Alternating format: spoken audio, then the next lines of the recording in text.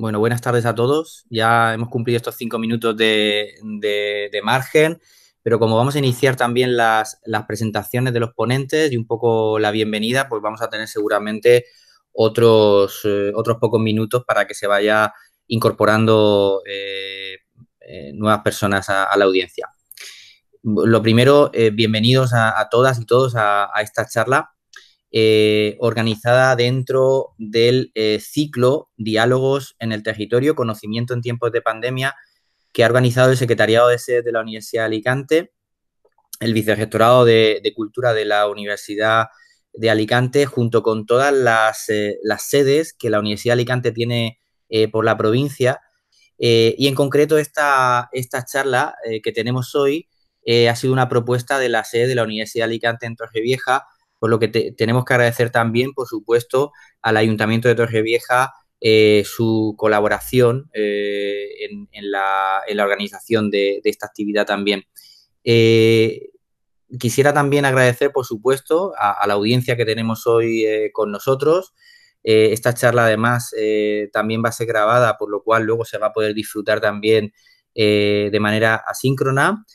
Y además también lo que quisiera, por supuesto, es agradecer a los dos ponentes de excepción que tenemos hoy acompañándonos para hablar de un tema pues, realmente interesante, un tema que además viene muy a mano en el tiempo en el que estamos viviendo de pandemia, ¿no? de la COVID-19. Y tengo el gusto de presentar a Joan Gutiérrez, por una parte, ingeniero en informática, máster en ciencias por la Universidad de Matanzas, también doctor en informática por la Universidad de Alicante, que además está trabajando en esta línea de investigación de la temática de la charla, procesamiento del lenguaje natural, enfocado al análisis semántico de textos en general y en particular con el proyecto que tienen Health que nos van a contar hoy. Y aparte también de diseño de recursos semánticos, generación de conocimientos, etcétera. Ha participado en proyectos europeos, nacionales, con diversos artículos de investigación, tanto en congresos como en revistas de alto impacto. También tenemos, por otra parte, a Alejandro Piaz, científico de la computación, máster en ciencias por la Universidad de La Habana, también estudiante de doctorado, está desarrollando su doctorado en la Universidad de Alicante, en el Departamento de Lenguaje y Sistemas Informáticos, y en la Universidad de La Habana. Y la línea de investigación que le ocupan es las de aprendizaje automático, optimización aplicados al procesamiento de lenguaje, al descubrimiento de conocimiento. También ha participado, por supuesto, en diversos proyectos nacionales e institucionales de investigación, dando como resultados pues diversas contribuciones de excelencia, como la que hoy nos van a presentar, la charla lleva por título El procesamiento del lenguaje natural en historiales médicos y pronóstico de evolución clínica de pacientes con COVID-19 y van a centrar en contar, les voy a dejar paso inmediatamente, entre varias de las cosas, pues el proyecto eHealth que están desarrollando y que, bueno, que está consiguiendo resultados muy interesantes. Muchísimas gracias, Joan, muchísimas gracias, Alejandro, por estar aquí, por aceptar esta charla en este formato tan novedoso online.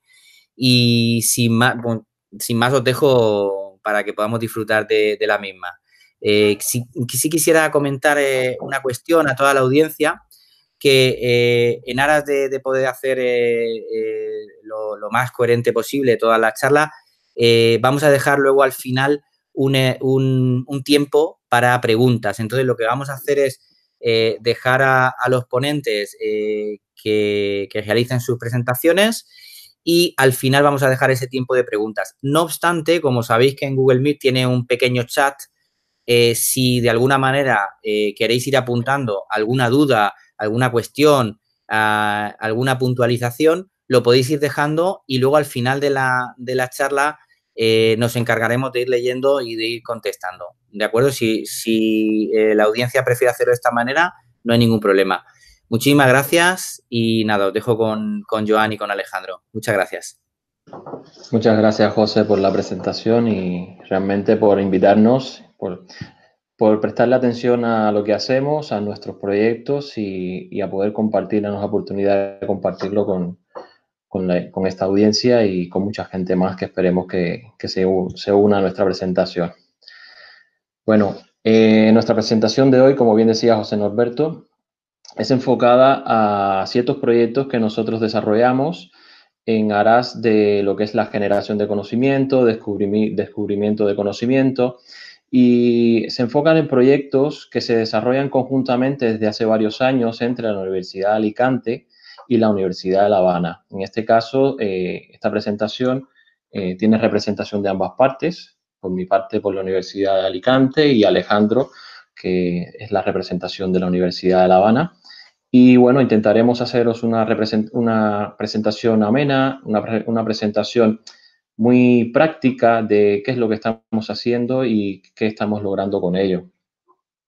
Nuestra presentación se enfoca a modo general de descubrimiento de conocimientos de fuentes textuales, pero básicamente va en la línea de la medicina tradicional a la medicina de precisión. Es decir, nosotros buscamos desarrollar ciertas técnicas que nos permitan, cuando la aplicamos al dominio de la salud, que se pueden aplicar a otros dominios, pero en este caso vamos a hacernos una ponencia enfocada al dominio de la salud y enfocado en este caso vamos a exponer nuestras experiencias sobre el tema COVID-19 y será pues para valorar un poco qué es la medicina tradicional y cómo nosotros intentamos llegar a la medicina de precisión a partir de lo que nosotros desarrollamos. Esta presentación se estructura de la siguiente manera. Veremos el contexto donde hablaremos un poco de cuál es la situación y los distintos recursos que nos llevan a nosotros a aplicar ciertas tecnologías sobre el entorno de la salud, porque si no existe un contexto que esté ya preparado para poder aplicar estas técnicas, pues no merece la pena, pero en este caso sí que merece la pena y mucho. Luego hablaremos un poco del PLN, por qué la necesidad de procesamiento del lenguaje natural y por qué tiene cabida en esto. Y seguido hablaremos de los dos proyectos. El proyecto eHealth Knowledge Discovery, orientado al COVID-19, es decir, un proyecto para el descubrimiento de conocimiento, y hablaremos un poco más en detalle sobre cómo lo hemos aplicado al COVID-19, a esta temática que a tanto nos afecta. Y hablaremos también del proyecto de historias clínicas electrónicas enfocado al COVID-19, es decir, un proyecto muy interesante en el que al final veremos una demostración de lo que hemos hecho hasta el momento. Bien, por hacer un poco de historia y ponernos en contexto, ¿por qué nosotros decidimos aplicar las tecnologías del lenguaje natural a las historias clínicas electrónicas? Pues lo decidimos hacer porque desde la primera experiencia que hubo desde la década de los 60, cuando IBM y el Hospital de Niños de Akron colaboraron en el desarrollo de un sistema que estaba orientado a centralizar la información médica para facilitar compartir información y mejorar la eficiencia administrativa. Desde aquel tiempo hasta este entonces ha evolucionado enormemente cómo es la gestión de las historias clínicas electrónicas, desde el punto de vista que desde el día de hoy ya no se recogen las anotaciones de los facultativos en papel. Sí, antiguamente o normalmente se solía recoger en unas plantillas en papel y a día de hoy ya todo está digitalizado y a través de ordenadores, tabletas y móviles ya se pasa consulta, con lo cual toda esa información se está guardando en una enorme base de datos, con lo cual tenemos un contexto muy favorable para luego aplicar técnicas informáticas y técnicas de inteligencia artificial que nos sirvan, que nos extraigan información útil para los facultativos. Sin embargo, estos sistemas de información clínica no están preparados, es decir, no están estructurados para soportar consultas en su conjunto y en el momento. Porque la historia clínica no solamente recoge la información de una consulta a un paciente, sino recoge información que es de carácter docente, de carácter de investigación y epidemiología, de carácter legal, de control de calidad, de gestión de planificación y facturación, de carácter asistencial. Es decir, recoge mucho tipo de información diferente. Con lo cual, si nosotros quisiéramos explotar esa información de las historias clínicas electrónicas de modo, para poder sacar una información útil, esta realmente está preparada para extraer una información de modo individual. Con lo cual, las historias clínicas electrónicas merecen un tratamiento para un posterior uso. Por lo tanto, existen ciertos problemas que tenemos que lidiar con ellos. Por un lado, la heterogeneidad de la estructura y el contenido, es decir, están estructurados de diferentes maneras, diferentes bases de datos, diferentes empresas organizan esa información de diferentes formas. La información que se contiene, si el contenido es muy diversa, podemos ver imágenes, como por ejemplo los tags y demás. Podemos tener también en las historias clínicas datos numéricos que puedan identificar, por ejemplo, la temperatura de una persona cuando se toman las constantes y demás. Datos categóricos que nos pueden hacer alusión a algún medicamento o algún tipo de enfermedad. Y también datos textuales que recogen un poco la historia de lo que en una consulta el facultativo pues toma nota de lo que ha sucedido y de cuál puede ser el diagnóstico que le indica a un paciente. Con lo cual, sí, tenemos mucha información digitalizada, pero es una información que realmente es compleja de tratar, muy compleja de tratar. Con lo cual, el procesamiento del lenguaje natural, cuando se enfoca a la parte de lo que es el texto que está en las historias clínicas electrónicas y también para el tratamiento de la literatura asociada al dominio de la salud, el lenguaje natural es muy útil. Y entre las líneas de investigación que se suelen, que más populares que se están utilizando, podemos encontrar líneas de investigación como la extracción de conceptos y normalización, es decir, poder identificar en un texto una enfermedad, un fármaco, y normalizarlo, pues poder vincularlo a un número único que identifique esa enfermedad, que identifique ese fármaco. Por ejemplo, extracción de líneas de tiempo que puedan entonces correlacionar una evolución de un paciente en el tiempo en función, pues, de una descripción textual. Eso es muy importante. Y también, por ejemplo, el descubrimiento de conocimiento, que es donde nosotros estamos enfocando nuestro esfuerzo. Es decir, tratar de extraer un conocimiento de una información y de mucha información. Y cuando hablamos de mucha información, entonces sí que se hace necesario el uso del procesamiento del lenguaje natural. Porque hoy en día, sí, muchas empresas y muchas instituciones en general tienen un gran interés en aplicar el procesamiento del lenguaje natural para poder extraer conocimiento de fuentes textuales.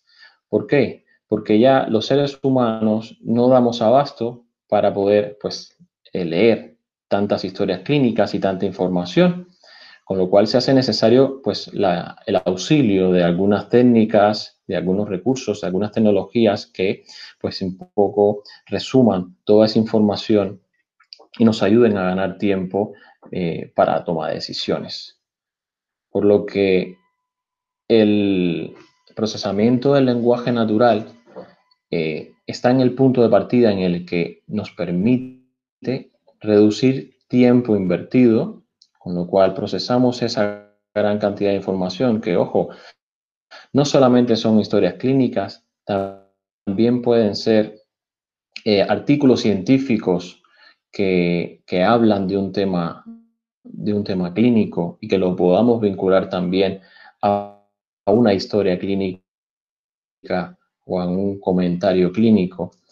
Esto nos permitirá reducir tiempo, nos permitirá analizar grandes cantidades de contenido en mucho menos tiempo de que lo pueda hacer un ser humano.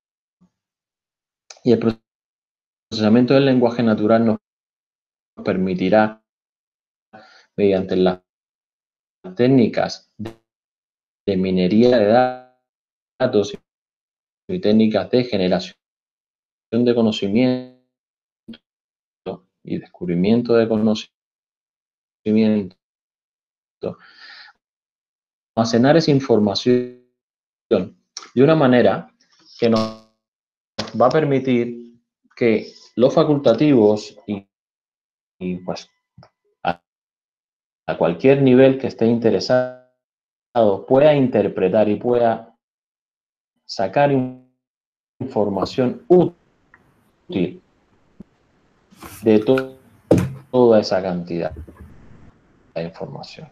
Es decir, la idea es extraer información útil con el fin que sea necesario. Entonces, pues esto es un poco el esquema de la necesidad del PLN en la minería de datos. Joan, buenas tardes. Perdona que te interrumpa. Está habiendo pues, problemas con tu presentación. Acudido a este uso del PLN en la minería de datos y en particular pues hemos acudido a la realización de estos dos proyectos. Hoy os hablaremos del proyecto. Joan, buenas tardes. Está habiendo problemas con tu presentación. Se está viendo muy borrosa. Debes de quitarla y volverla a poner.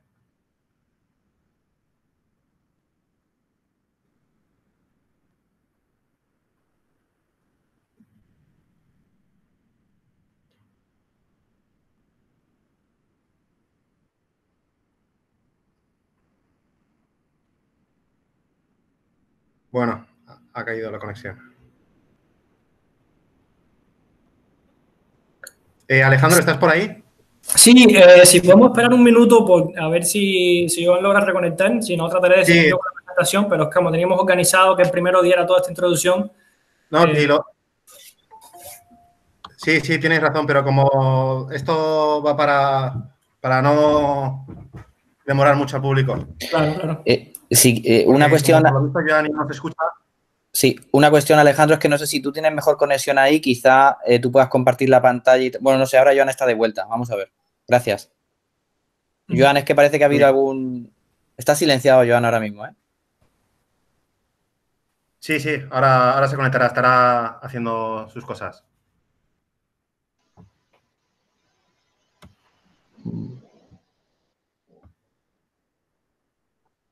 Hola, Joan. ¿Se escucha? Ahora sí. ¿Se escucha? Sí, se te oye bien, Joan, pero... Vale, voy a intentar... Vamos a ver qué tal. Liberar un poco el navegador. No es la conexión, es el navegador que sea... Sí. Quizá como estás compartiendo pantalla, Joan, si quieres quitar la cámara, por si acaso hay un tipo de tema de conectividad.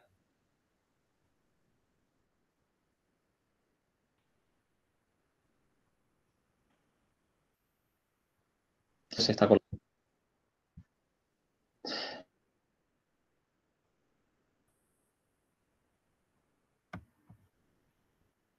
Nada, cosas del directo, ¿eh? Disculpar a todos los asistentes.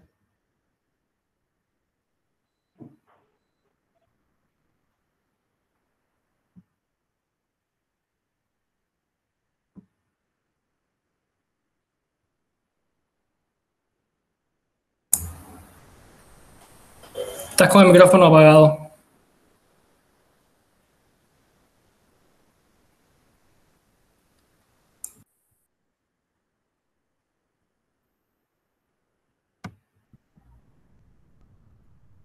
Sí, Joan, no se te escucha, Joan, ahora mismo. No sé si es el micrófono que está apagado, que a mí me parece que está encendido. Sí, es el micrófono. Lo tiene desactivado. Pero Ah, vale. lo tiene desactivado, pero no se está dando cuenta. Sí. No, es que tiene un problema con lo que sea, pero tiene...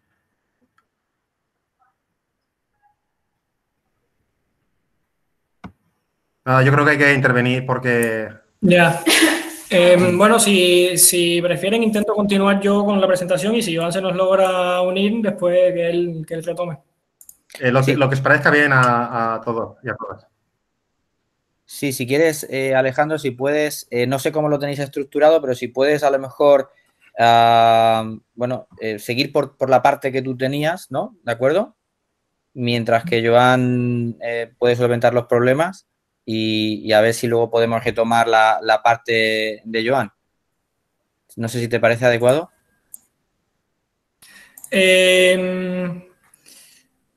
Creo que a lo mejor sería hasta conveniente tratar de continuar la presentación, aunque él lo tiene organizado, ¿no? Tiene las diapositivas organizadas, pero bueno, puedo tratar de continuar la idea porque es que me parece que es importante esta introducción primero antes de pasar a lo que sería la parte más práctica. Perfecto. Vale. Adelante entonces. Pues, genial. Muchas gracias. Voy a intentar presentar. Voy a intentar presentar yo entonces.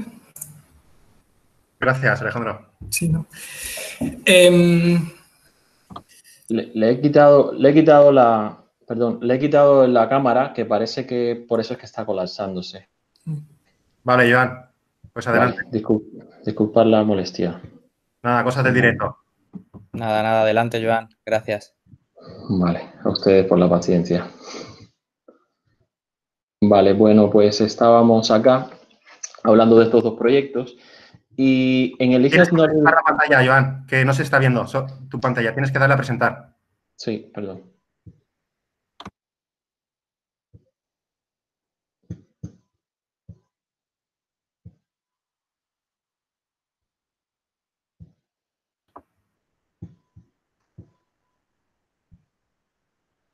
¿Se ve ahora? Ahora sí, gracias.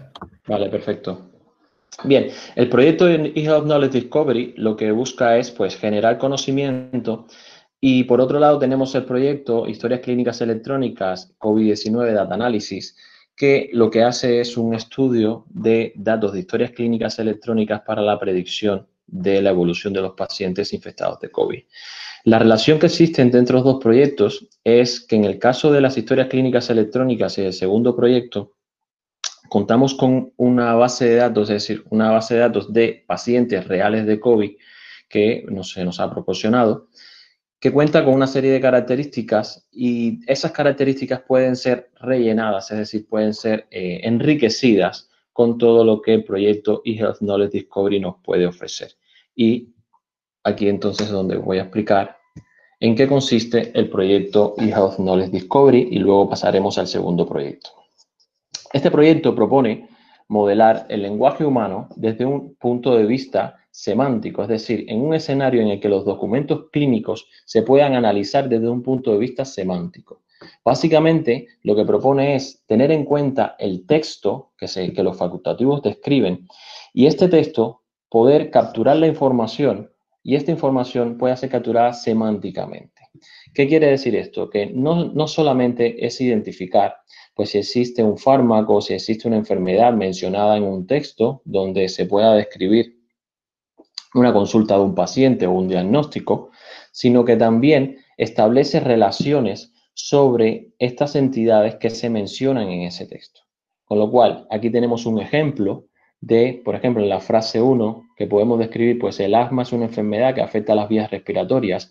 En este proyecto, lo que hacemos es fomentar el desarrollo de sistemas que puedan desarrollar estas tecnologías al máximo nivel y puedan descubrir que, por ejemplo, el asma es una enfermedad, ¿sí? Que directamente pueda representar esto de una manera, con un modelo, de una manera que pueda identificar que asma como elemento es una enfermedad y que la acción, por ejemplo, de afectar algo la realiza un elemento que ya está en el texto y sobre qué la realiza, pues la realiza sobre otro elemento que también está descrito en el texto. Y así, con un modelo semántico de alto nivel, es decir, que pueda ser utilizado en cualquier idioma y en cualquier contexto, el ordenador pueda ser capaz de interpretarlo y resumir muchísima información en un modelo que se pueda entender de cualquier manera. En la frase 2 podemos ver cómo este modelo que nosotros proponemos para los sistemas es aún más complejo. Un modelo en el que también tenemos en cuenta relaciones, no solamente el target, que es hacia quién se establece este objetivo, sino que también in context, es decir, la exposición en el contexto prolongado, es decir, cuando te expones de una manera determinada, in time, en un momento determinado. ¿Eso qué hace? Pues causa, que dice, daños ¿dónde? En la piel. Es decir, el fomentar este tipo de sistemas dentro del proyecto eHealth Knowledge Discovery logra extraer con un mismo modelo unificado, es decir, el lenguaje es muy diverso y es muy rico, y para expresar algo, pues podemos utilizar diferentes tipos de palabras, diferentes tipos de frases, diferentes tipos de combinaciones, pero si todo ello se centraliza en la utilización de un modelo único semántico de esta manera, pues podemos recoger mucha información que representa pues un mismo objetivo, y podemos ver cómo con diferentes frases se puede capturar la semántica perfectamente utilizando el modelo que el proyecto eHealth Knowledge Discovery propone. Este proyecto se ha materializado dentro de un challenge, es decir, una tarea en la que los diferentes participantes interesados se postulan y presentan sus sistemas. Y lo que hacen es que nosotros les ofrecemos un modelo, que es este que acabo de comentar, les ofrecemos un corpus, es decir, un conjunto de textos que ya están con esta anotación, y luego le ofrecemos otro corpus para que ellos a ciegas hagan la anotación y medimos la eficiencia de los sistemas.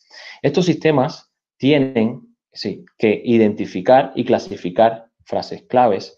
Estos sistemas tienen que detectar las relaciones semánticas. Y de esta manera, nosotros lo que hacemos dentro del proyecto, además que nosotros mismos también desarrollamos sistemas que hagan ello, lo que hacemos es fomentar el diseño de este tipo de sistemas que capturen la semántica de los textos y poniendo como ejemplo el dominio de la salud. Para ello, nosotros en este proyecto lo que hicimos fue preparar una tarea que la llevamos realizando por 3 años consecutivos. Por ejemplo, en el 2018, 2019, 2020, nos faltan los datos, pero ya acabamos de cerrar esta convocatoria. Y ofrecemos que estos sistemas sean capaces de ofrecer anotaciones de semánticas. Fíjense que en 2018 teníamos relaciones hasta subject, target, is a, part of, property of y same as. Y en 2019 incorporamos nuevas anotaciones que según nuestra experiencia faltaban por tenerse en cuenta para poder capturar la semántica de los textos. Con lo cual el proyecto ha ido enriqueciéndose una vez más. Este modelo de anotación que nosotros estamos utilizando fue un modelo de anotación que lo publicamos en el Clinical NLP de 2019. Y desde ese año, pues, hemos seguido enriqueciendo ese modelo. Y como elemento interesante, que ya lo he comentado, nosotros para el proyecto y el challenge en particular, nosotros ofrecemos a los sistemas para que preparen, los participantes para que preparen sus sistemas, ofrecemos unos corpus de trial, es decir, unos de ejemplos, un corpus de entrenamiento para que ellos entrenen con técnicas de Machine Learning sus sistemas y un corpus de development que es para que ellos prueben sus sistemas y puedan saber la precisión, la cobertura y la F-medida que puedan obtener. Pero al final, esto se convierte en una competición en lo que nosotros le damos un corpus de evaluación, el test, y los participantes no saben el resultado de ese corpus.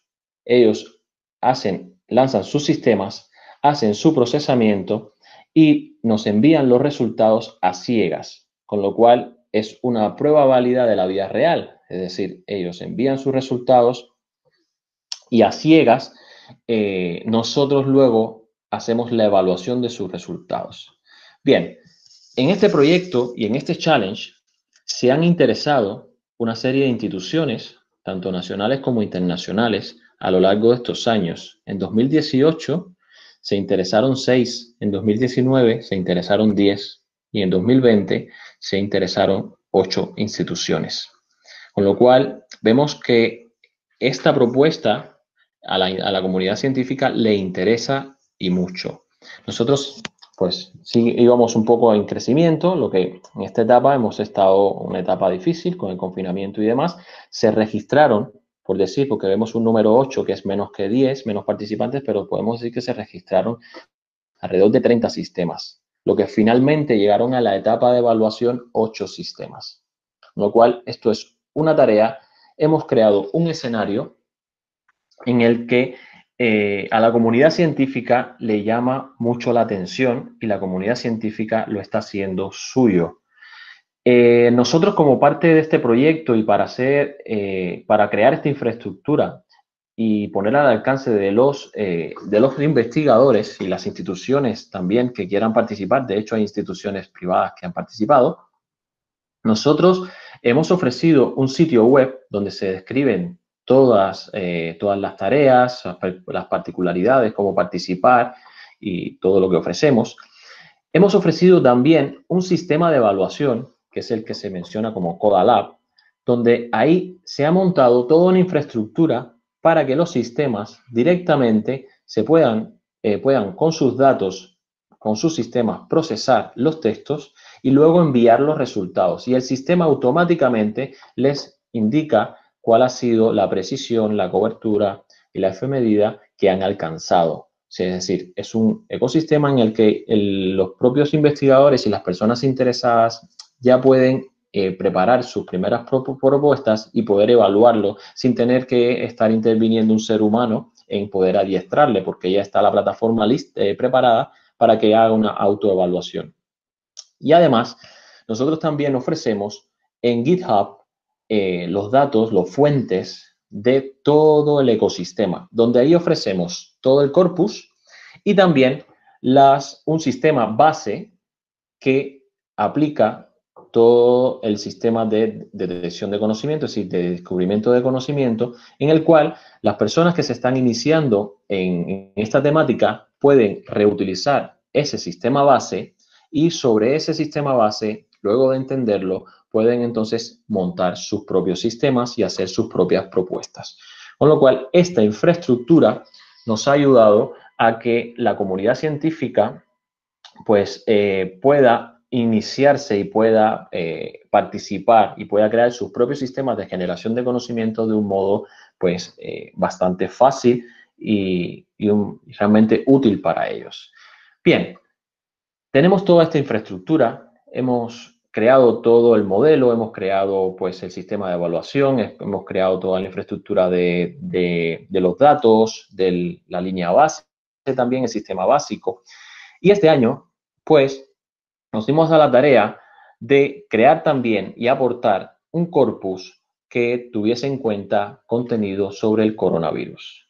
Este corpus se ha extraído de dos fuentes. Por un lado, de Wikipedia, donde se extrajeron 1.250 frases de Wikipedia, es decir, información genérica asociada al coronavirus, y podemos ver, por ejemplo, esa que vemos aquí al principio, es decir, los pulmones, la tos, los estornudos expulsan mecánicamente patógenos y vemos cómo los modelos son capaces de captar esa información. Es decir, que esta información, es decir, este nuevo corpus que hemos anotado sobre el coronavirus es un corpus que los propios sistemas que participaron con sus resultados hemos hecho un ensemble, es decir, una unificación de todas las respuestas de todos los sistemas y con ciertas medidas de selección, pues se ha extraído automáticamente este nuevo corpus sobre documentos, sobre información sobre el COVID-19. Con lo cual, teniendo un nuevo corpus, nos da entonces la semilla para que se puedan crear nuevos sistemas, porque los sistemas de inteligencia artificial se crean con una porción, es decir, se crean con unos datos de entrenamiento, pero luego ya lo puedes extender a muchas más cosas. Es decir, lo que nosotros proponemos con el corpus es que tengamos una semilla y esa semilla luego se puede aplicar en muchos más textos.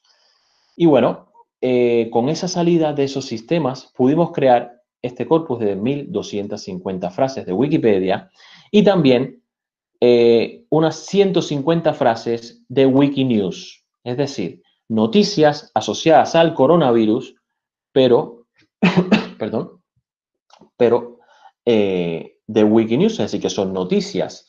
Y veamos cómo este modelo y los propios sistemas que habían sido entrenados con el corpus anterior, que el corpus anterior simplemente eran contenido de Medline, es decir, contenido de salud pero genérico, ¿vale? De salud pero genérico, como esos sistemas, al utilizar un modelo genérico, ¿vale? Es un modelo transversal, esos sistemas fueron capaces de también poder anotar, es decir, poder extraer la semántica de otros tipos de contenido que no son precisamente de salud, sino también de noticias. Y, por ejemplo, podemos ver donde dice: las autoridades chinas han suspendido los aviones, los trenes, los transbordadores dentro y fuera de Wuhan. Vemos cómo el modelo semántico que esos sistemas han desarrollado captura perfectamente quién ha suspendido y qué es lo que ha suspendido. Es decir, se han suspendido, ¿quién lo ha hecho? Las autoridades chinas. ¿Qué es lo que ha suspendido? Pues aviones, trenes, autobuses, transbordadores. ¿Dónde se ha suspendido? Pues ¿en qué lugar? Pues dentro y fuera de Wuhan. Es decir, la utilización de este tipo de modelos genéricos nos permite, además, extraer un conocimiento muy rico sobre lo que pueda estar en un texto. Y evidentemente, cuando se entrena, cuando se preparan sobre dominio de la salud, extraen un conocimiento aún más preciso. Pues por si fuera poco, no solamente nos quedamos ahí en lo que es la generación de conocimiento sobre noticias o sobre texto genérico sobre el coronavirus, sino que también nos dimos a la tarea de crear un corpus específico sobre contenido, es decir, sobre literatura científica asociada al coronavirus. Y en este caso, de los 350.000 artículos que Scientific World Scholar ha ofrecido a la comunidad científica para que puedan estudiarlos en pos de enfrentar el tema del coronavirus, nosotros hemos elegido de ahí pues una semilla, 500 frases en inglés. Y con esas 500 frases en inglés hemos anotado un corpus también donde se habla pues en una terminología aún más precisa utilizando nuestro modelo de anotación. Y podemos ver cómo perfectamente este modelo de anotación captura información vital, como por ejemplo, yo no sé qué es el CD147, pero sí que el modelo permite capturar una información donde dice que el bloqueo del CD57 en el contexto de las células, ¿vale?, tienen la propiedad inhibidora del contexto del SARS.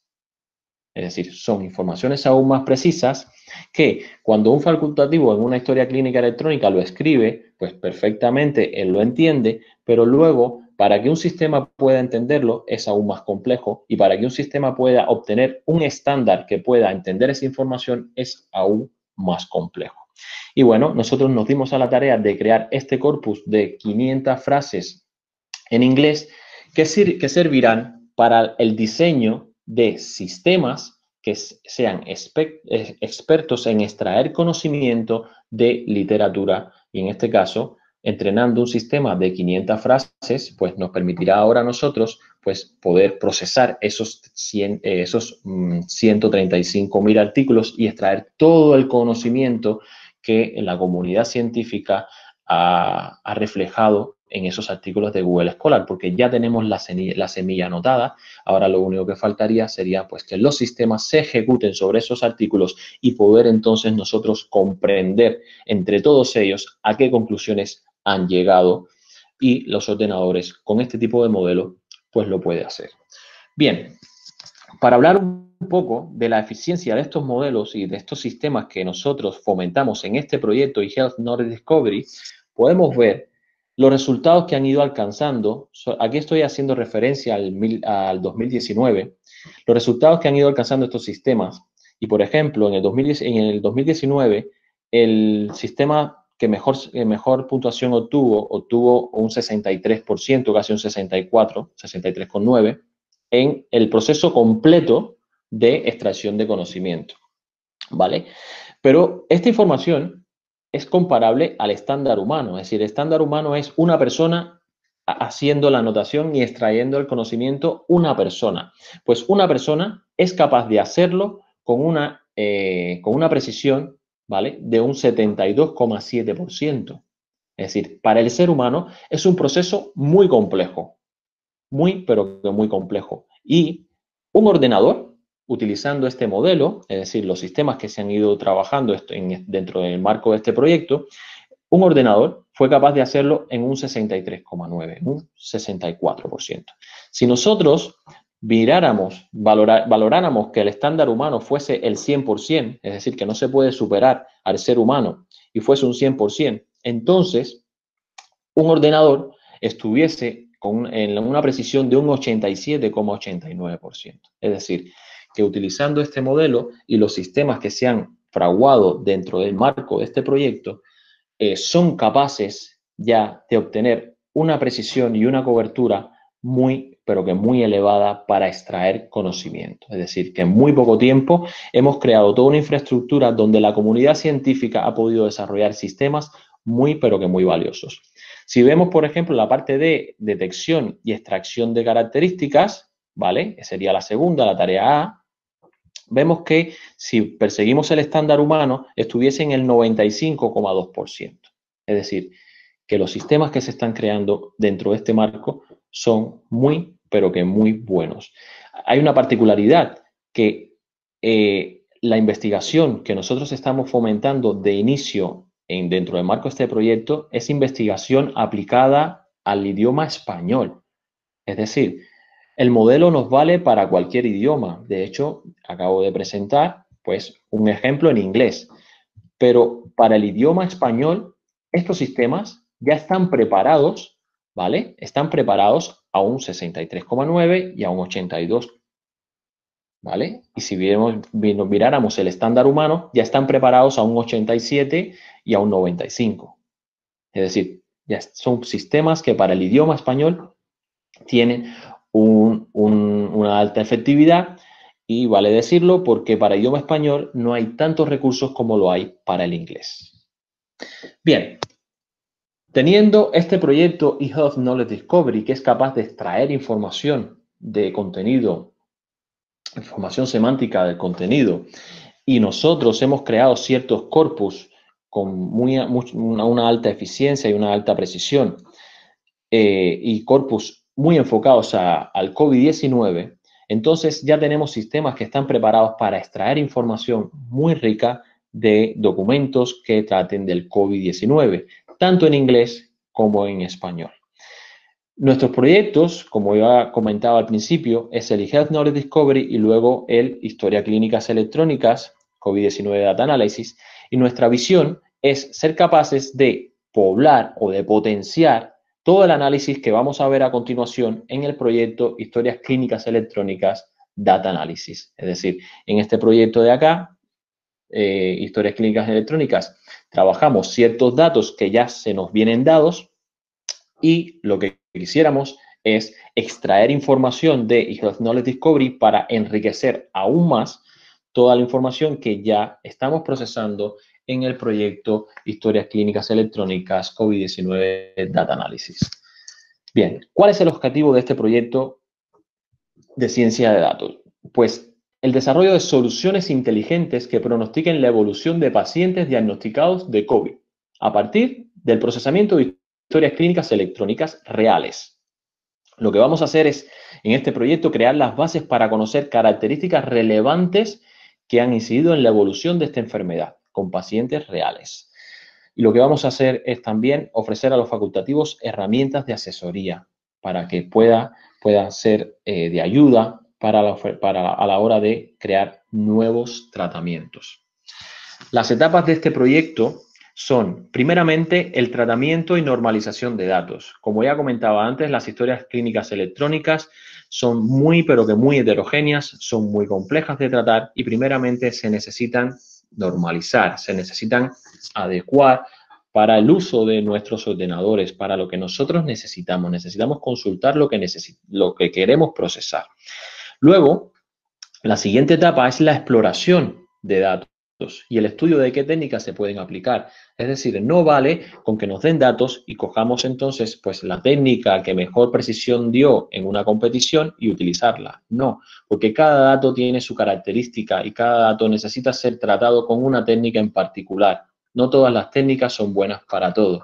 Entonces hay que explorar los datos y hay que analizar pues conflictos que puedan haber entre los datos, datos que puedan traer problemas, datos que están incompletos, y toda esa exploración nos lleva a hacer una buena selección de datos.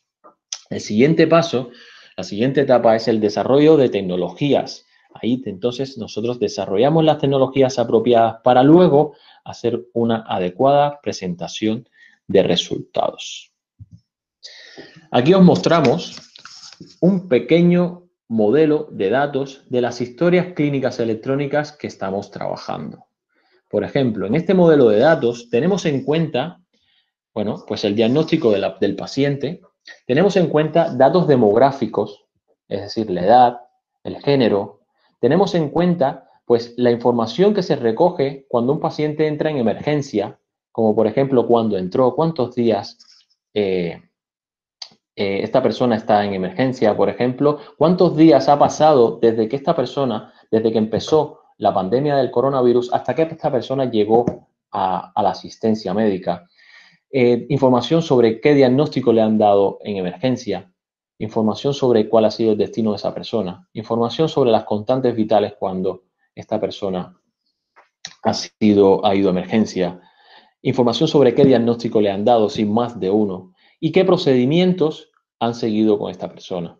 Luego tenemos también información sobre admisión, si cuando una persona ha sido pues hospitalizada, cuántos días ha estado esta persona hospitalizada, ¿vale?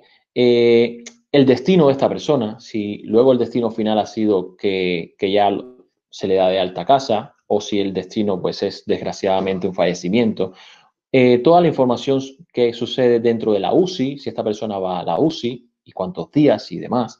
Los distintos diagnósticos que esta persona ha recibido estando ingresada, neoplasias, procedimientos que esta persona ha recibido estando ingresada y luego un historial diario de los medicamentos que se le suministraron a esa persona, las constantes vitales que se le tomaron diariamente a esa persona y luego los procedimientos y demás. Bueno, 42 atributos fijos mínimos, es decir, son 42 atributos que tenemos fijos y luego aumenta de ahí en adelante en dependencia pues, de los días que esta persona estuvo ingresada, de las cantidades de pruebas de laboratorios que se le han hecho y todo esto. Es decir, se recoge mucha información. Es decir, que esta información la obtenemos gracias a HM Hospitales, que pues bajo un acuerdo nos cedió esta información y con ello es que estamos trabajando. Y nuestra visión es que con el proyecto de eHealth Knowledge Discovery nosotros podamos enriquecer aún más este modelo, evidentemente extrayendo toda la información semántica que se pueda obtener en la parte escrita de una historia clínica electrónica. Bien, ahora ya para darle paso a Alejandro, simplemente comentaros que entre los resultados que nosotros obtenemos dentro del análisis de las historias clínicas electrónicas, podemos ver, por ejemplo, este grafo que vemos a la izquierda sobre la probabilidad de los distintos estados que sufren los pacientes según los datos que nosotros hemos obtenido. Por ejemplo, un paciente que llega infectado, un 100% de probabilidad ha sido hospitalizado y un 6,2% ha ingresado en la UCI y de las personas que han ingresado en la UCI, un 5,6% ha fallecido, un 8,3% se han recuperado. De los hospitalizados que no han ido a la UCI, un 92,7% han sido recuperados. Pero lo más interesante de todo esto es que luego en el análisis que Alejandro os va a mostrar, no solamente este tipo de análisis nos recoge esta información que es global, porque luego con la herramienta que os vamos a enseñar podemos pues jugar con todo el conjunto de datos y con todas las casuísticas diferentes que cada tipo de paciente puede presentar y a cada tipo de paciente se le otorga pues una medicina de precisión y no una medicina tradicional. Es decir, se ve el perfil del paciente, cuáles las características del paciente, cuál es su historia y por qué ha vivido, y a partir de ese paciente y de lo que se conoce de este paciente, entonces el sistema te pronostica cuál va a ser cuál puede ser tu siguiente estado. Bueno, sin más, le doy la palabra a Alejandro para que os muestre la demostración del sistema y luego les damos la palabra para cualquier pregunta. Muchas gracias. Bueno, muchas gracias, Joan. Yo les quiero presentar muy rápidamente un pequeño prototipo de aplicación que, como Joan estaba comentando, estamos fundamentalmente en la fase de exploración de datos, análisis de datos y análisis de tecnologías. Y entonces hemos comenzado fundamentalmente a hacer visualizaciones que nos permitan entender los datos con los que estamos tratando, de qué características tienen y cuánta información realmente hay ahí. Y bueno, hemos armado este pequeño prototipo que realmente todavía está en un estado muy, muy inicial. Uno de los primeros de las características fundamentales, ¿no?, que influye en el resultado de la evolución de un paciente, tiene que ver con los datos demográficos. Entonces, el primer análisis que se ha hecho en casi todas las investigaciones que se han dedicado hasta ahora al análisis del COVID ha sido cómo influye, por ejemplo, la edad y el género de los pacientes en el resultado, ¿no? Si es un fallecimiento o una recuperación. Nosotros hemos hecho algunas visualizaciones simplemente para entender si los datos que tenemos representan una muestra que sea representativa de la población en general, y aquí estamos observando una tendencia, como se puede ver en las experiencias que están reportando todos los países, de que realmente esta es una enfermedad que es bastante más peligrosa para las personas de edad avanzada, pues la probabilidad de fallecimiento aumenta mucho con la edad, aunque afortunadamente de manera general el porciento de personas cuyo resultado es un fallecimiento es bajo. Esto es, por supuesto, es un efecto afortunado desde el punto de vista social. Desde el punto de vista del análisis de datos es un reto, porque es un análisis, es un dataset que está bastante desbalanceado, en el sentido de que hay muchos datos de personas cuya evolución fue favorable y pocos datos de personas cuya evolución no es poco favorable. Entonces, cualquier tipo de análisis que se haga en este conjunto de datos tiene que tener este desbalance en cuenta, porque de lo contrario te quedan resultados que son muy optimistas, que tienden a predecir generalmente que las personas van a tener resultados favorables simplemente porque han visto muchos más datos que son favorables. Esta visualización, que les enseño muy rápidamente, es una manera de mapear la evolución de la historia, básicamente, de cada uno de los pacientes, donde hemos coloreado de un color azul los que tienen una evolución feliz y de un color amarillo los que fallecen, y podemos ver también la misma diferencia con la franja de edad, ¿no?, que hacia las edades más avanzadas es donde se observa la mayor cantidad de casos fallecidos, y también que un poco con respecto a las fechas, ¿no?, cómo evoluciona la enfermedad en una población en general en función de las fechas, que por supuesto estará correlacionado con el nivel de ocupación que tengan los hospitales, etc. Esto todo es un análisis superficial y fundamentalmente cualitativo de los datos. Una de las primeras tareas a las que nos dimos en términos de ya hacer modelos matemáticos que sean capaces de predecir este resultado es justamente tratar de predecir cuál es la evolución de un perfil cualquiera de una persona en función de ciertos datos iniciales que tienen que ver con las características demográficas, tales como edad y género, y también con las mediciones de las constantes clínicas, que son medidas en el momento de la admisión. Y esto nos permite tratar de predecir si esa persona, en el instante en que se admite al hospital, va a tener una evolución favorable o no.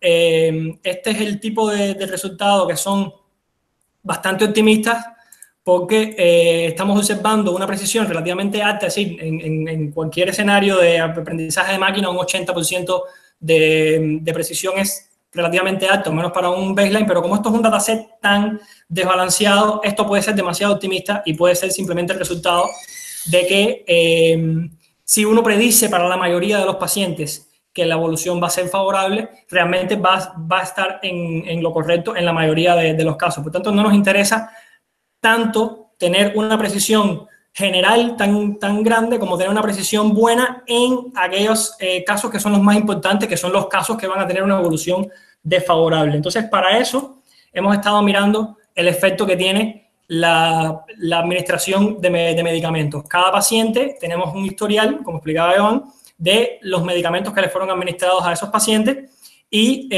por día y las dosis que le fueron administradas. Y hemos intentado visualizar, para tener una idea inicial, estos son todos los medicamentos que le han sido administrados a más de 100 pacientes en este dataset y los medicamentos más comunes. ¿Cuántos días se ha estado administrando ese medicamento a cada paciente y un grado de mortalidad que hemos calculado, que básicamente significa un grado de mortalidad 0.7, quiere decir que 70% de los pacientes a los que se le ha administrado morfina durante el primer día, su evolución ha sido desfavorable, es decir, han fallecido. Entonces, esto te da una medida que tiene dos interpretaciones interesantes. Una, pues te puede hablar de la efectividad de la medicación, pero por otro lado, te está hablando de la correlación que tienen los medicamentos con el resultado de la evolución de los pacientes, y sabemos que correlación y causalidad generalmente no van de la mano. Entonces, nos empiezan a pasar fenómenos interesantes como este, que es uno de los resultados más interesantes, que es que la morfina, por ejemplo, es un muy buen predictor del fallecimiento. Pero es que morfina es un medicamento que solamente se le administra a pacientes que están en un estado que es bastante grave. Y entonces, por supuesto que cualquier médico sabe esto. Si ya tuve la necesidad de ponerle morfina a este paciente es porque el paciente está en un estado en que lo más probable es que fallezca. Esto es simplemente un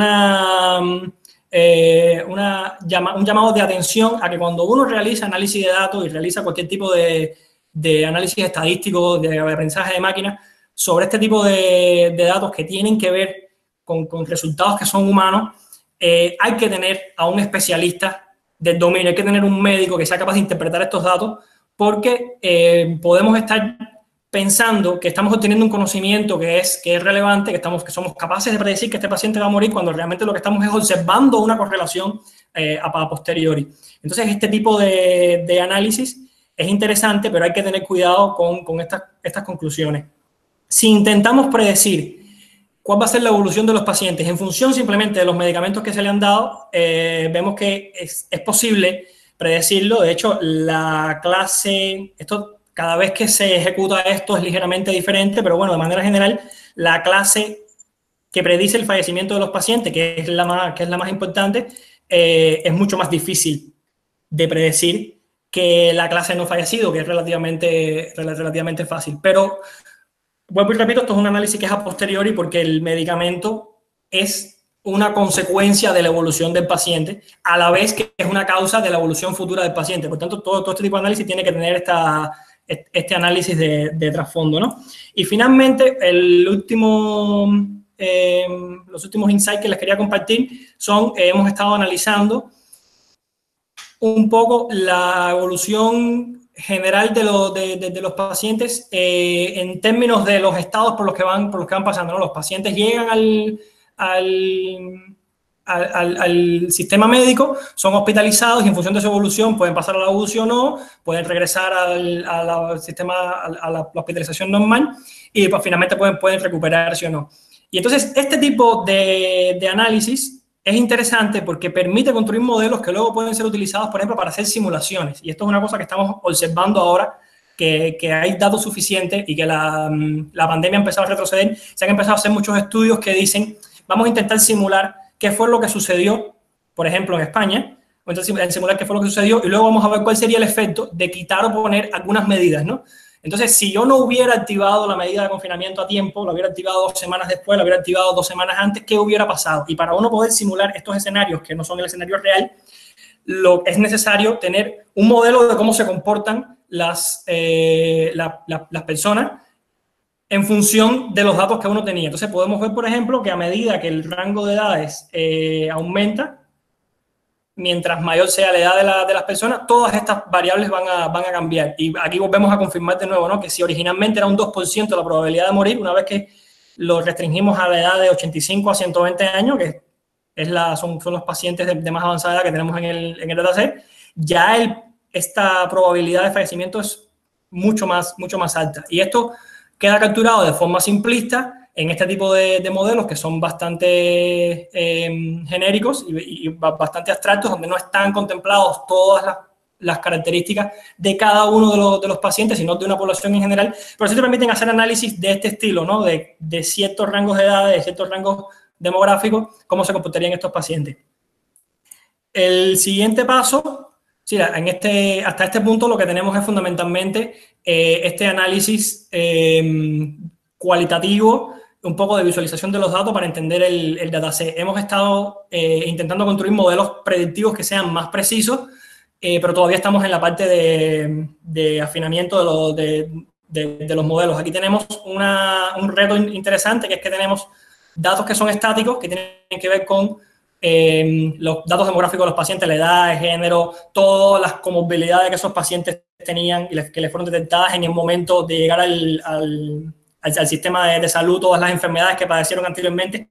Y además tenemos datos que corresponden a una serie de tiempo, que es la evolución de los pacientes mientras están en el hospital, todas las constantes clínicas que les son medidas cada día, todos los medicamentos que les son administrados. Entonces, no es muy común tratar con modelos de aprendizaje, modelos predictivos que tengan en cuenta estos dos tipos de características, tanto características estáticas que tienen que ver con el perfil del paciente como las características de serie de tiempo. Esto es un reto con el que estamos ahora mismo investigando y probando diferentes modelos, y es de verdad un reto construir sistemas que sean capaces de hacer una buena predicción aquí.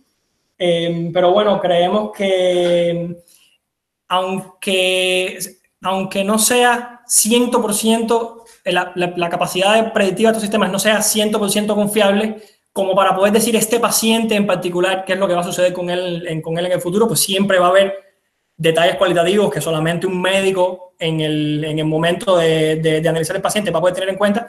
Sí te puede brindar al menos un análisis inicial y, lo más importante de todo, una explicación de por qué esa predicción que uno está proponiendo es la que es. Es decir, estamos intentando construir sistemas que no solo digan con probabilidad 92% esta persona fallece, sino fallece con esta probabilidad porque hemos detectado tal enfermedad en los diagnósticos anteriores, hemos detectado tal comorbilidad, y el 40% de los pacientes que esta comorbilidad se componen de esta manera. O sea, es mucho más importante dar una predicción que sea interpretable y que luego un médico pueda decidir cuánta importancia le da a esta predicción, que dar una predicción que sea mucho más precisa, pero que sea imposible de interpretar y de, por tanto, valorar.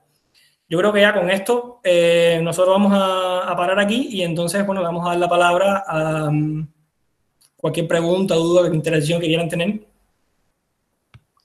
Muchas gracias, Alejandro. Muchas gracias, Joan, por la presentación del proyecto, muy interesante, y que creo, bueno, ya tenéis muchos resultados, ¿no? Pero lo interesante de esto es que lo que se atisba es que vais a tener muchos más, ¿no? Y que puede ser muy interesante. Tengo ahí algunas preguntas, pero vamos a dejar primero a la audiencia por si hay alguna pregunta, y que puedan, por medio del micrófono o por medio del chat, como mejor prefieran.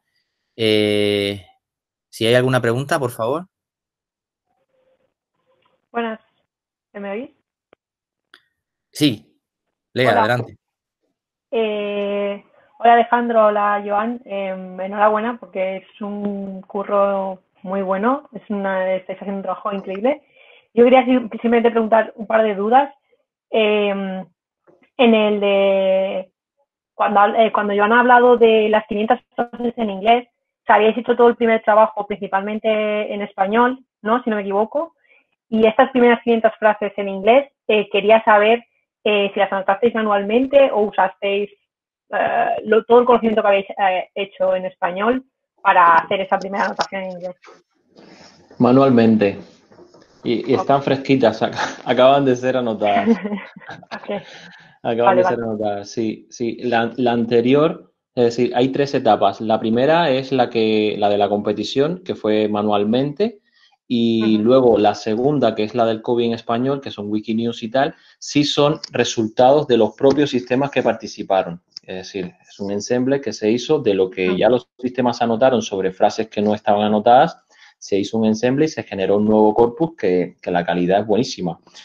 Y luego ya, como no teníamos ninguna semilla en inglés, dijimos, mira, toca remangarse y poner algo en inglés a ver qué tal.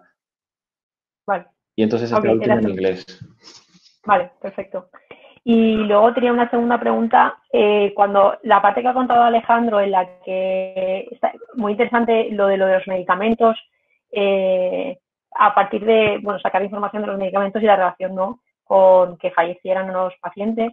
Ahí tengo la duda de, porque por lo que he entendido en el sistema, hacéis la parte de detección de entidades y las relaciones, ¿no? Pero no sé si hacéis la parte de desambiguación.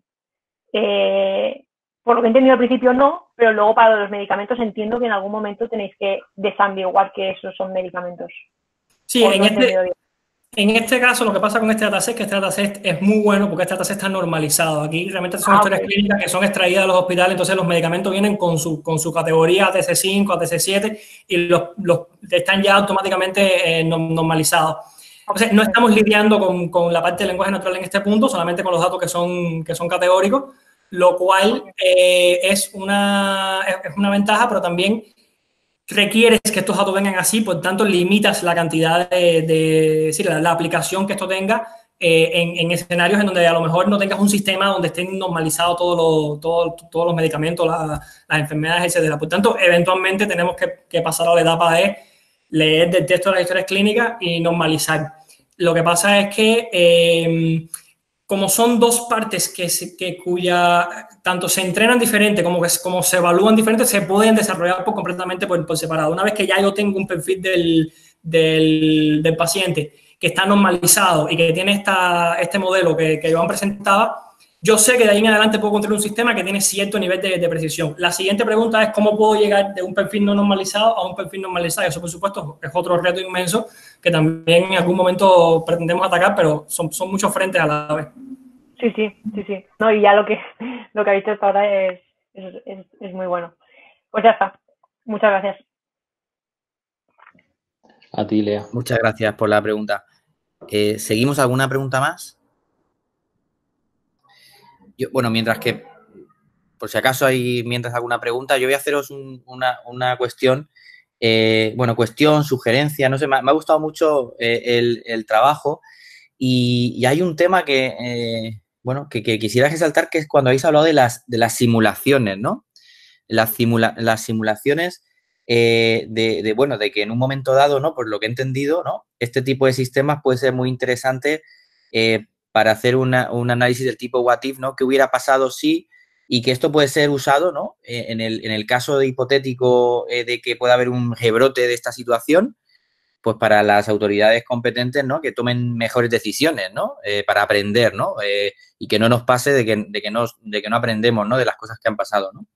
Y entonces, yo, claro, como tenéis una amplia experiencia y además trabajáis en un grupo que ya tiene una experiencia brutal en el tema de procesamiento del lenguaje natural, el comentario iba, pues si no sé si habéis pensado de alguna manera, claro, Alejandro, creo que has sido tú que has comentado, bueno, si el confinamiento empezó antes, si empezó después, verdaderamente eso podíais sacarlo, ¿no? Entiendo por ejemplo, en España del BOE, ¿no? Es decir, en el BOE podéis automáticamente procesar ese conocimiento y tenéis la fecha en la cual se hizo determinada acción, determinada reglamento y se podría de alguna manera, mi pregunta sería, entiendo que se podría de alguna manera para esas simulaciones acoplar al sistema, ¿no? Si lo veis interesante y si lo veis factible, claro.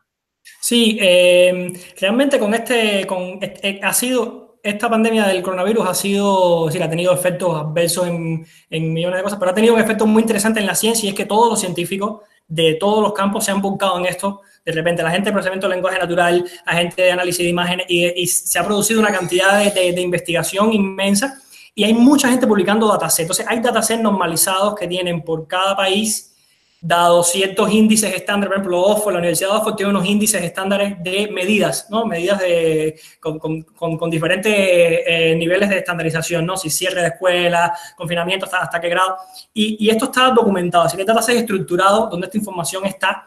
Y es posible reconstruir la historia de un país teniendo la curva de los casos activos en el tiempo y sabemos en cada momento de tiempo cuáles fueron las medidas que fueron aplicadas. Estas medidas que son normalizadas de esta manera, por supuesto que son diferentes en cada país. Y aunque uno diga que qué significa confinamiento en España y qué significa confinamiento en Francia o en Italia puede haber sido ligeramente distinto. Entonces, a lo mejor aquí sí pudiera haber algo que se fuera a hacer, digamos, a lo mejor con las redes sociales, con Twitter, etcétera, para poder tener una medición de este confinamiento significa 100% de las personas en su casa o significa realmente 80% de las personas en su casa. No necesariamente la misma categoría significa lo mismo en donde quiera que se haya aplicado. Pero es verdad que al menos para un análisis inicial sí se sabe en qué momento se inició y se terminó el confinamiento y diferentes tipos de medidas en varios países. Y lo que sí se ha hecho, y nosotros también hemos trabajado un poco en este proyecto, que no está relacionado justamente con lo que enseñamos hoy, pero es similar, es intentar reconstruir cuál es la evolución, digamos, la evolución de España, por ejemplo, intentarla reconstruir desde este punto de vista de una simulación. Ya esto es más poblacional, esto no tiene que ver con predecir si un individuo va a fallecer o no, sino con tratar de predecir cuáles serían los parámetros epidemiológicos en general de toda la población de España, la población de una región, digamos. Y uno entonces puede hacer cosas como, déjame estimar cuál debe ser el impacto de esta medida, dado que el momento en que la medida se activó, yo observé un decrecimiento en los casos. Entonces uno puede estimar que cierta medida, aplicarla, produce un decrecimiento de estos por ciento, lo que estamos hablando. No, esto baja de un 80% a un 40%, porque tengo países en los que se activó, países en los que no, fechas en los que sí, en los que no, por tanto puedo hacer estas estimaciones. Y luego entonces puedes reproducir el comportamiento que se tuvo en España en marzo y decir, bueno, y si no hubiera aplicado la medida a tiempo, si lo hubiera aplicado antes, si lo hubiera aplicado después, ¿qué sucede si en verano vuelvo a abrir? Entonces, esto es todo otro abanico de investigación que no tiene que ver con la medicina de precisión, sino que tiene que ver con la salud pública. Son dos escenarios que son ortogonales. Por un lado es este individuo que llegó al hospital, cómo le doy el tratamiento más efectivo, y por otro lado es cómo tomo las decisiones a nivel regional o nacional que son mejores para la población en general. O sea, indiscutiblemente hay muchas cosas que se pueden hacer y por suerte lo que estamos viendo es que la comunidad científica se ha volcado en esto. Los artículos se han publicado, la mayoría de las editoriales académicas han publicado sus artículos de manera gratuita, así que hay mucha información con la que trabajar y yo creo que en los próximos meses vamos a ver un volumen de resultados científicos en este sentido que va a ser impresionante. Muy bien, muchas gracias. A mí me gusta añadir una cosilla ahí a este comentario, es decir, Sí. que ya lo que se está haciendo, ya si cambiamos la variable objetivo, que es si fallece o no fallece, y la orientamos a días en la UCI o días hospitalizados, ya el modelo que hay vale para lo que es la gestión de los recursos, es decir, para la toma de decisiones, ¿vale? Porque ahora simplemente en la etapa en que estábamos midiendo como variable objetivo si una persona pues, puede fallecer o no, la probabilidad que pueda fallecer o no, pero cambiando simplemente la variable a días que va a estar ingresado en la UCI o días que va a estar ingresado, desde el punto de vista de un administrativo que necesita tomar decisiones para invertir más recursos o no en los hospitales, el modelo que ya tenemos es 100% útil, porque ya te indica, oye, necesito invertir más, necesito más camas, necesito más médicos, necesito más, porque según las características de los pacientes que me está llegando, pues voy a necesitar X tiempo o más o menos tiempo o más recursos. Uno de los datos que estamos analizando también son las pruebas de laboratorio. Es decir, no está en esta presentación porque todavía ya tenemos el modelo de datos, falta incluirlo, y son muchas las pruebas de laboratorio que se mandan a hacer en este dataset solamente. Y esos son muchos recursos. ¿Sí? No solamente el análisis de una persona si según la prueba de laboratorio va a fallecer o no, sino según las características de perfil de la persona y cómo está evolucionando, si va a necesitar más pruebas de laboratorio o menos pruebas de laboratorio. Y eso es dinero también, esos son recursos que hay que administrar para unos pocos, que eso es un poco lo que se ha sufrido en esta fase, que no ha habido suficientes recursos. En general se habla de mascarillas y demás, pero hay muchos más recursos que intervienen, que también son pruebas, camas y muchas cosas. Pues muchísimas gracias, Joan, muchísimas gracias, Alejandro. Tenemos al vicegestor de investigación aquí con nosotros que ha estado durante toda la charla y le voy a hacer la palabra a Rafael Muñoz. Muchísimas gracias por estar aquí.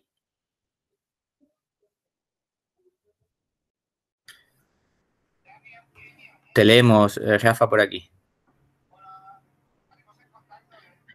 Por la parte que me toca, muchísimas gracias a ti, Rafa, por supuesto a la Universidad de Alicante y nada, todo lo que sea potenciar, en este caso, como dice bien el nombre del ciclo, el conocimiento desde este punto en el que estamos de la humanidad de pandemia, pues para eso estamos las sedes y por supuesto, muchísimas gracias a la Universidad de Alicante y al Ayuntamiento de Torrevieja también por el apoyo. Muchas gracias.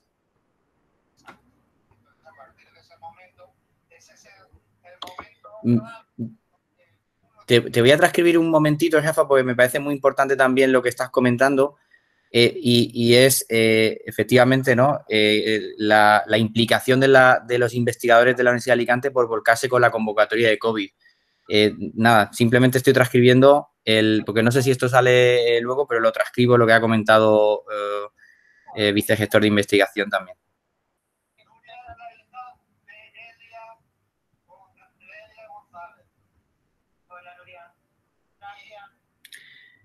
Muchas gracias, Rafa. La verdad es que es una pena que no funcione el micrófono, pero nada, muchísimas gracias.